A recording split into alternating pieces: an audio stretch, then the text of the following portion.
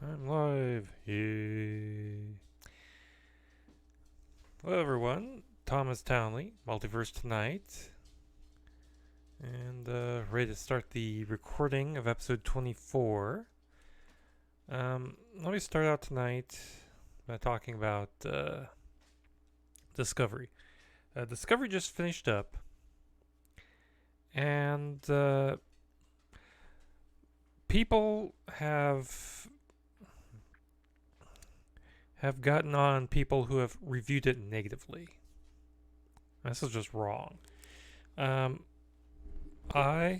me, you, everyone, we all have a right to say negative things about something if we don't like it. You know, we're not trying to be pessimistic. We're just saying, hey, this is not correct. Yeah. You're messing with something, you're not writing it well. But I plan on having maybe next week, maybe a week after that, a little round table, hopefully with myself and a couple of our podcasters. I'm still trying to work out the details. And hopefully we'll have this little round table, and this is basically what we're going to be discussing. So, that being said, we're going to get to the program today. Got my notes ready to go. And, we'll have fun with this. So, let's hold a second. Oh, they found out something neat.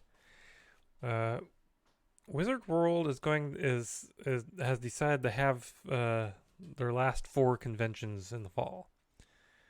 Originally, they had 4 conventions that were kind of up in the air that they didn't have anything for. One of those being Tulsa. This is a convention I've been to. Every time it's been Tulsa. It was in Oklahoma City one year, and we didn't go to that one. But they decided this time to go to Tulsa, and they're just going to a different location, the Renaissance Hotel and Convention Center. And so might be thinking about going to that one. I've put in for a couple of hotel rooms. Luckily, the hotel seems to get good reviews, and it's rather affordable. $99 a night, or about $90 a night. So, and since the hotel and the convention center are one thing, we don't have to, go anyplace. Anyway, let's pause, and then we'll start the show.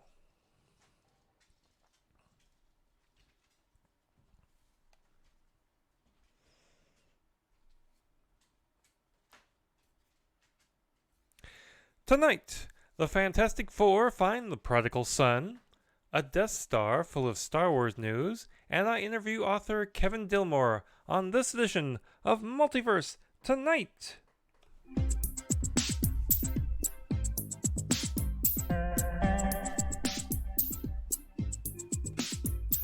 There are many universes out there. Welcome to the one with news about all the others. This is Multiverse Tonight. Now, here's your host, Thomas Townley.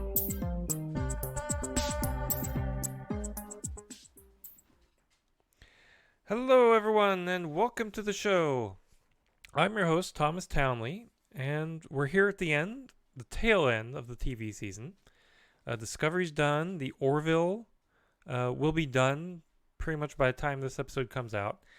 The Big Bang Theory only has a handful of episodes. Gotham's done. So many things are done, and it's time to go to the movies. I'm sure you all have your tickets for Avengers Endgame by now. The Spider-Man movie, Far From Home, has been moved up a week. There's It Chapter 2 coming. All sorts of great movies. So we're looking forward to that. There's not really much I want to say here at the beginning of the show, so we'll go on. Be sure to check out multiversetonight.com to see our show notes, affiliate links, and the occasional original column, and much, much more. Now, let's get on with some Marvel news. Writer Peter David and artist Francisco Mana are all set to introduce you to a brand new character in July in Fantastic Four, The Prodigal Son. That's Sun, spelled S-U-N, number 1. The story centers around a mysterious character named Prodigal in the Savage Land who is treated as a god by the barbarians there. However, when the barbarians decide to take over the world, the Fantastic Four step in to put a stop to it. Fantastic Four, Prodigal Son will be followed up by 2 one-shots, Guardians of the Galaxy, The Prodigal Son, and Silver Surfer, The Prodigal Son. Also in July will be the return of the Future Foundation in the backup-ish story of Fantastic Four number 12, as well as a solo series for the Invisible Woman. On April 11th, we got a look at Disney's brand new streaming service, Disney+. First off, the service will arrive this November and will cost... You know what I realized? I forgot to start record. Luckily, I haven't gone that far in the script.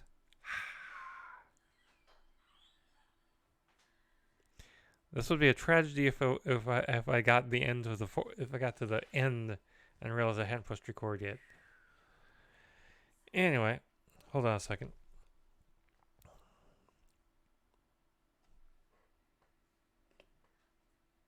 Back to 1. All right.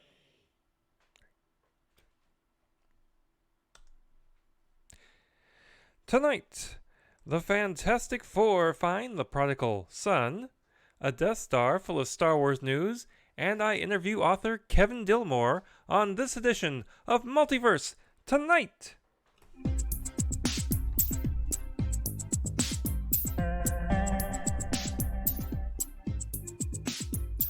There are many universes out there. Welcome to the one with news about all the others. This is Multiverse Tonight. Now, here's your host, Thomas Townley.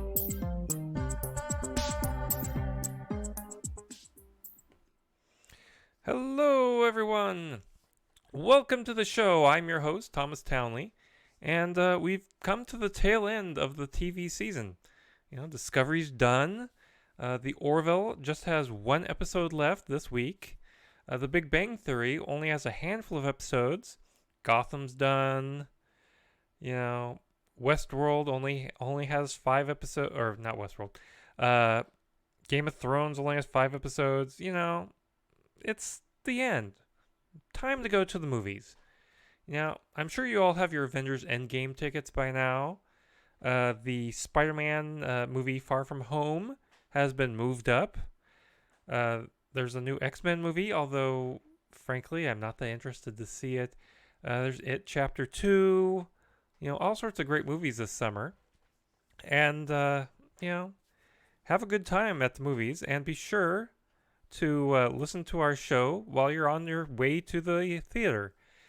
And be sure to check out multiversetonight.com to see our show notes, affiliate links, the occasional original column, and much, much more. Now, let's get on to some Marvel news.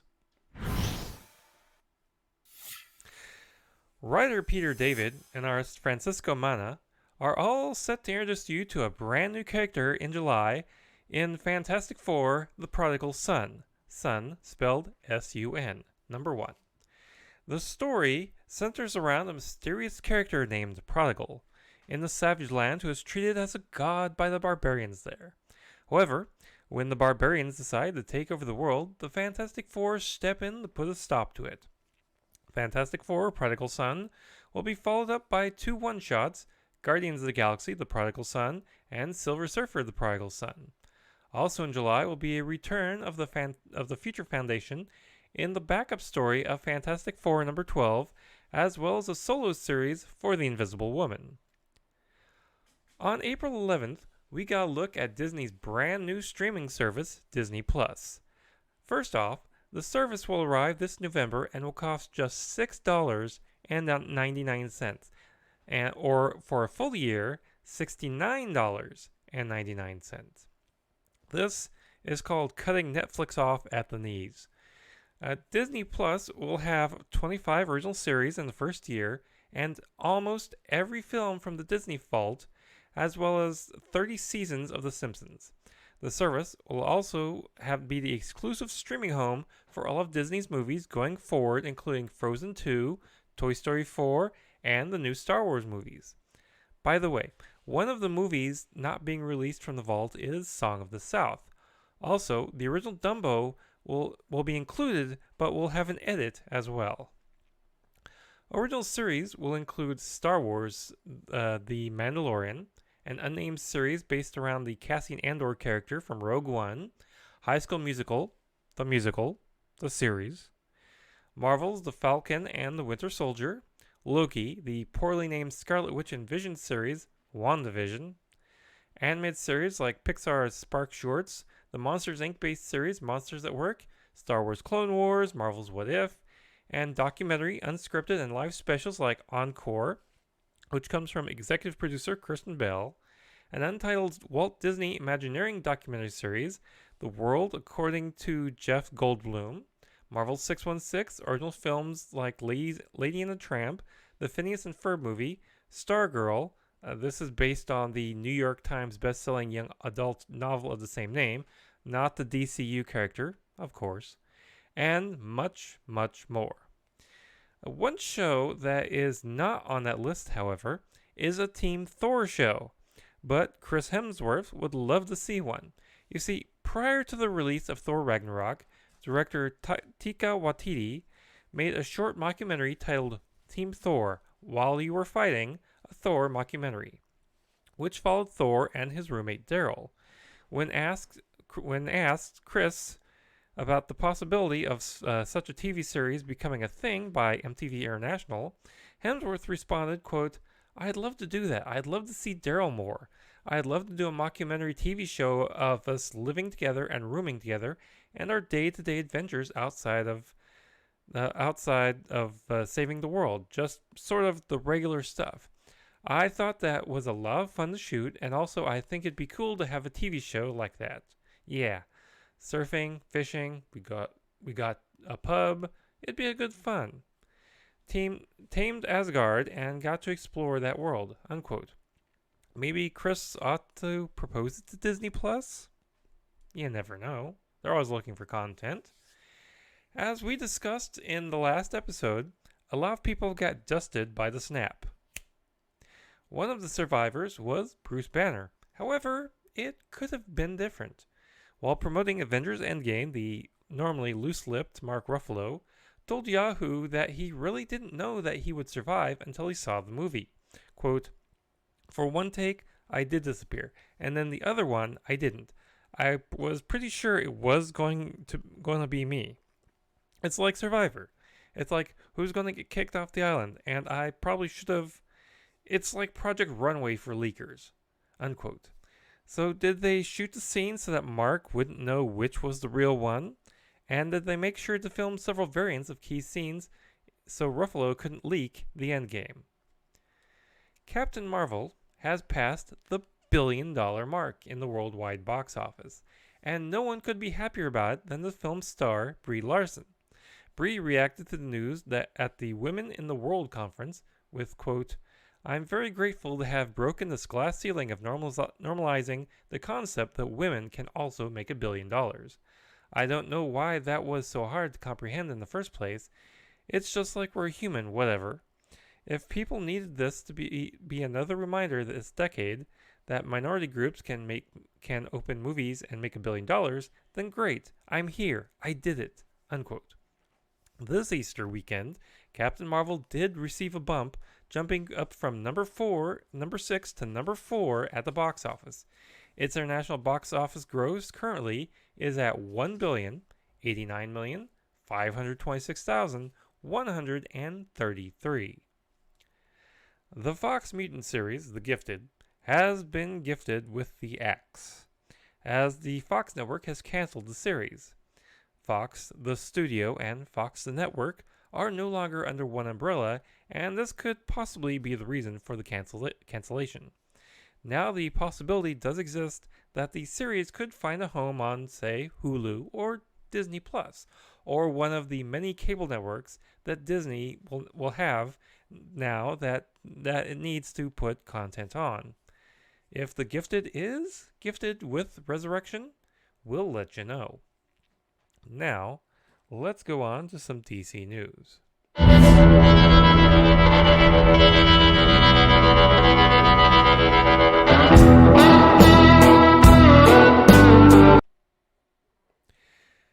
Shazam is doing great at the box office. It's defeated Hellboy, which came in third after the comedy Little. In its first 17 days of release, the marvelous movie has brought in $322 million worldwide. And Shazam star Zachary Levi is doing good off the screen as well. A mother named Christina Gianelli wrote on social media, quote, "My son just got back from seeing #Shazam." Gianelli wrote on Twitter, "Seeing him so happy makes me want to cry. It's been a rough year for him. He's homeschooling after being bullied. He's in therapy now, and being able to tell him this superhero at Zachary Levi has also been and struggled is huge. Thank you," unquote. Zach was touched by the tweet and tweeted back, quote, "My heart is bursting with love right now for your little man. I was bullied a lot when I was a kid and wish homeschool was an option for me at many points along the way. Tell him I'm standing with him and to remember that bullies are just hurt and confused in their own life," unquote. Christina then tweeted back that her son was crying after she read Zach's response to him and that Mr. Levi, quote, "made his year," unquote. We move from Shazam to Birds of Prey. Lucky Chap Entertainment, which is Margot Robbie's production company, has announced that it has officially wrapped on the Birds of Prey film. Margot is not only producing the movie, but will reprise her Harley Quinn character for the movie, which also stars Mary Elizabeth Winstead as Huntress, Doreen Smollett Bell as Black Canary, Ella J. Bosco as Cassandra Cain, Ewan McGregor as the villain Black Mask, Chris Messina as Victor Zsasz, and Rosie Perez as Renee Montoya. Birds of Prey will hit the theater screens on February 7th, 2020. Sean Gunn is, of course, James Gunn's brother. Not really news, and has been on many of his brother's projects, including the Guardians of the Galaxy movies as Kraglin. That said, Sean isn't so sure he'll make any kind of appearance in James Gunn's The Suicide Squad movie. Sean told comicbook.com, quote, "I am always willing to do anything James needs me to do. I'm also very, very respectful of the creative process, from the point of view of the people who are writing and coming up with the story. I've been in the business long enough to know that story is king. In order for the movie to be good, the story has to be great. And it's hard to make a great story if you're thinking, I have to work this person in there somewhere," unquote. If he doesn't make an appearance in the movie, he'll probably just be a part of Guardians 3. The Suicide Squad comes out on August 6th of 2021. Titans will finally get its Batman for Season 2. Deadline.com reports that Ian Glenn, who played Sir Jorah Mormont on Game of Thrones, will play the role. The Scottish-born actor is 57 years old, which shows us that this Batman will be an older version of the character. The official character description reads as follows: "After decades of fighting crime as Batman, billionaire Bruce Wayne is just as driven to protect Gotham from evil as he was in his prime. Needing to reconcile his relationship with Dick Grayson, the duo hope to forge a new dynamic as Bruce tries to help his former sidekick and the Titans achieve success," unquote. It's unclear if he will be in the cowl for the series or just portray Bruce Wayne, who's given up the cowl to fight with his money instead. Lucifer Season 4 is just days away, and Netflix has released a new trailer for the rescued series. Let's watch.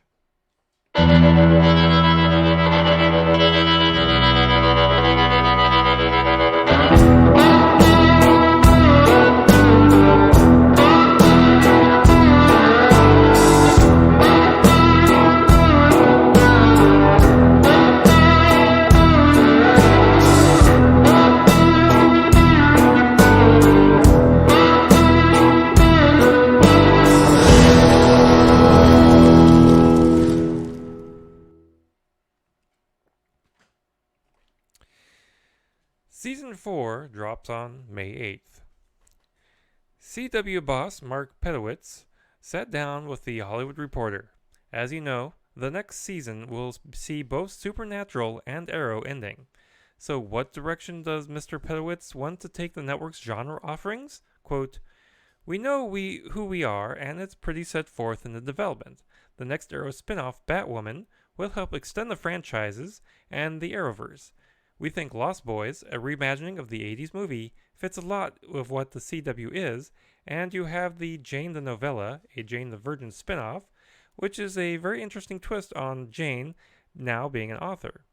Glamorous will push the boundaries in a lot of ways, and it's a show for Gen Z because of its ability to speak to non-conforming genders and particularly gender fluidity.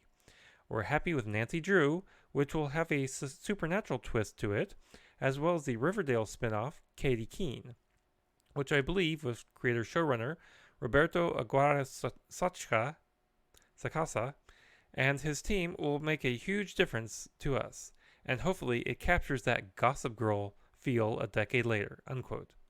Yeah, I think the CW will be just fine. The LA Times reports that in July, DC Comics will be putting a spotlight on Lois Lane and Jimmy Olsen in two new 12-issue maxi series. Lois Lane will be written by Greg Rucka and artist Mike Perkins, and Superman's pal, Jimmy Olsen, will come from the pen of Matt Friction and art by Steve Lieber. Lois Lane will see Lois investigate threats and conspiracies in a story that DC hopes will show what makes Lois very remarkable. In an email from Rucka quoted by the LA Times, quote, "Lois Lane is the best investigative reporter in the DC universe. This is our truth, and this is what the book is about," unquote. Friction and Lieber's Jimmy Olsen, according to the team, will be ridiculous and sublime. In a phone interview with the Times, Friction said, quote, "Jimmy's videos are basically the only thing keeping the lights on at the planet anymore.